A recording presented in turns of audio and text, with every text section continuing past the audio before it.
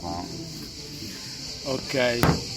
So, how's to be back on tour after a while, I guess? Did you look forward to it? Yeah, but it's stressful, but I'm really looking forward to tonight, but I'm very anxious.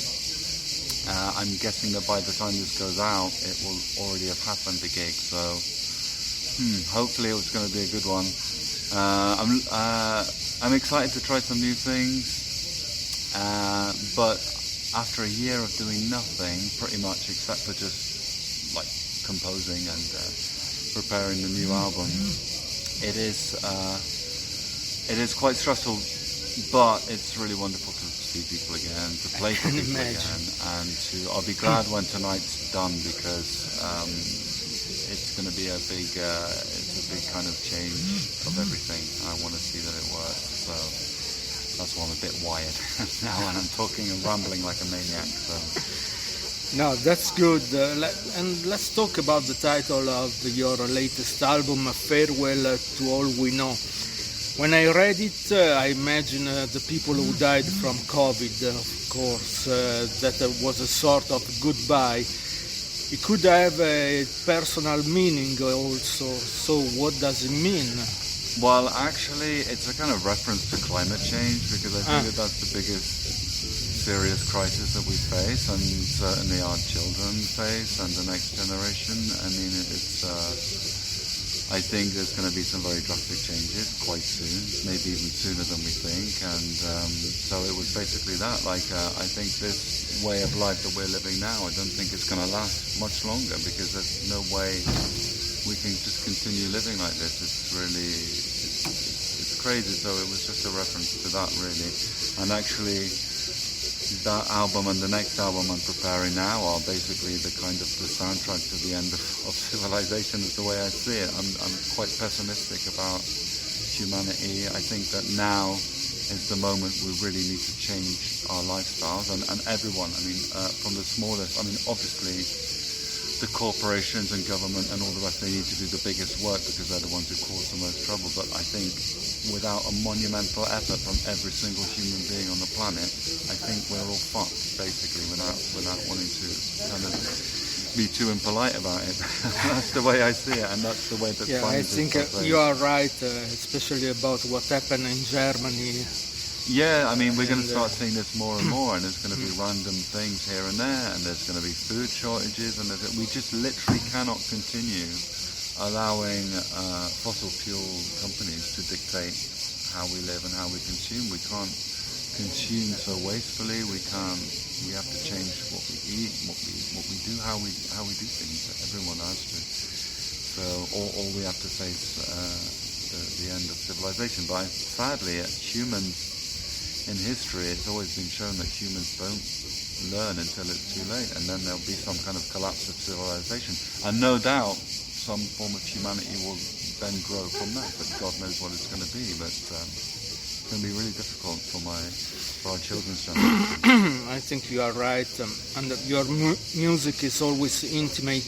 I guess it's hard to think you write it for a perfect stranger, because it goes straight to the heart. I often think you compose music for yourself. Could you talk about your writing process? Well, I mean, yes, music is a communication, or at least that's the way I see it, and it's a communication between two souls, and it's a communication of things that can't be said in words. I think music is perfect. I mean, this is a subject we could talk about for hours, because we still don't really know why music makes us feel sad, but it does across all cultures. I mean, it doesn't matter which culture you go to. If you play someone sad music, you play some Chopin to someone and you say, how does that make you feel? They'll say, it makes me feel sad. And we don't understand why this process works. We can analyze it from a musical theory point of view, and we can say, oh, well, it's because the fifth has gone to the third and whatever.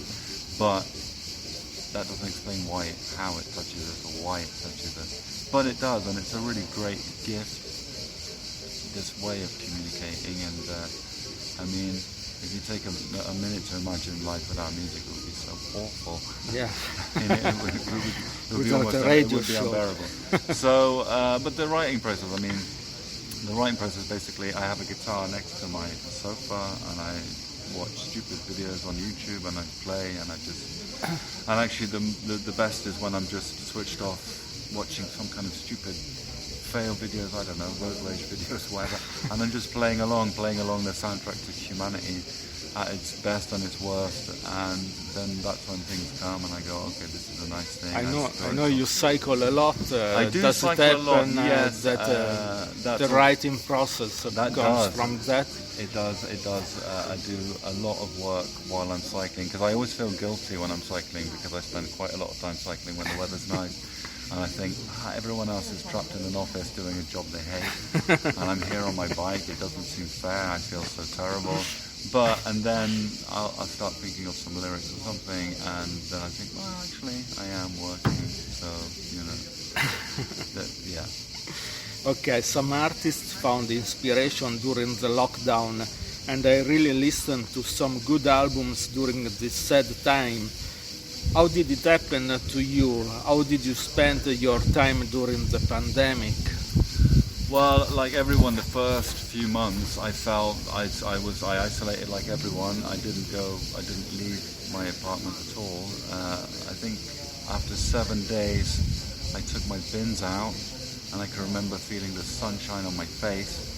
And I stayed there for a few seconds longer than I should, and then I rushed back inside because that's what we were supposed to do. I've got to say that because I'm in a very fortunate position that I wasn't financially dependent on working because of the system in France where they do support artists. Good. So I was not in a dire financial situation. So I used the time like I use the time. I mean, I live alone. I'm quite happy to be alone actually. And so the most frustrating thing for me actually was not being able to see my family, but also not being able to ride my bike. I took the opportunity to buy a saxophone. I learned to play the saxophone, taught myself to play the saxophone, and wrote music, watched films, listened to music, and that was good that in France the government supported you, because in Italy it wasn't the same. yeah, It and didn't happen everywhere a else. lot. I mean, all artists that I know in every other country in Europe, and even some in France. I mean, I'm lucky because I'm a professional. I'm considered a professional musician in France because of my status, because I work a certain amount of concerts a year and blah blah blah blah. So I'm officially an artist, and so that means that I'm entitled to some small support. And it's not a huge amount of money or anything, but it's enough to live a reasonably humble life, which is all I want to do. I don't really want to be That's rich good. or anything else too interesting. But And did you manage to meet your muse Filomena Moretti? I have not met Filomena Moretti. I would be Not very yet. happy to. I would be very happy, but not to play guitar in front of her because she would be absolutely scandalized. I by my don't think so. flunkyness. Yeah. Okay, the last one this year is going to be my 20th anniversary of my radio show. I can say that artists like you make me feel going ahead for other 20 years, maybe. Of course, sometimes I think I've already done a lot.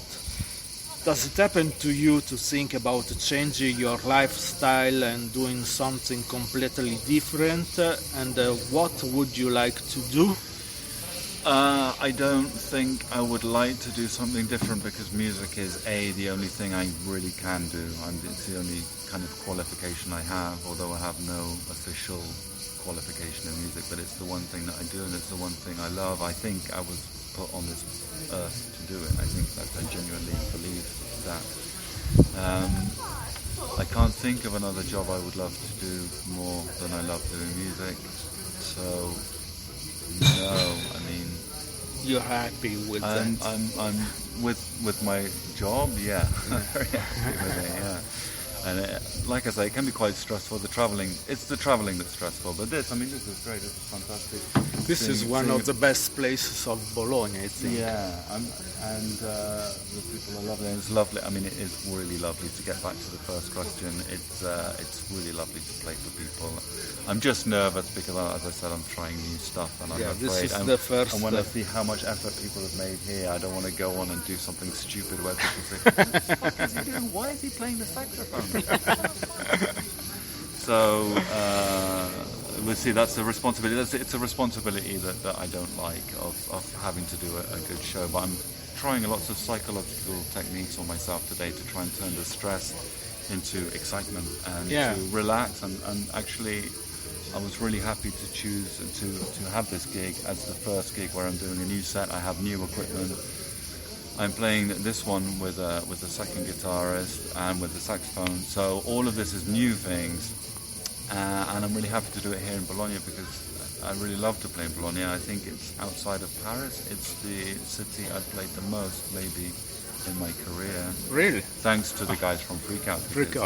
They invite me anytime they know I'm in Italy. They say, yes, okay, we do a gig. I mean, they're just amazing guys, and they've really supported me for over 10 years. I mean, I've been played. I think Freakout is the venue that I've played the most. And do you think about your second project, the Third Eye Foundation? Not really. I mean, the last album, Wake the Dead, was recorded right when Eric died, right in the middle of it, which is why it's called Wake the Dead in the end. And it was very difficult for me to finish this album because, of course, I was really emotionally destroyed by this. He was a good guy, the way he behaved in he was radio. Fantastic. He was an amazing guy, and it's such a tragedy. I mean, in Nancy where I live, Nancy was broken because everyone knew him, and he always had a smile, and he always had good vibes to bring, and he was just a really funny, beautiful,